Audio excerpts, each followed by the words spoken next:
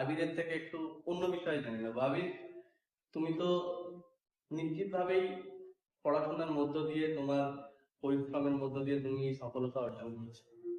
পড়াশোনার বাইরে তুমি কি করতে পছন্দ করো? আমি খেলা দেখি, সব খেলা দেখি।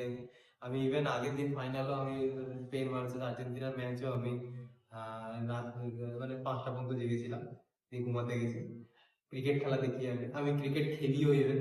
আমার যখন স্কুলে পড়তাম আমার কাছে cricket, football, volleyball, even table টেনিসেরও আমার কাছে অ্যাওয়ার্ড আছে। আমি সব ধরনের খেলা খেলি।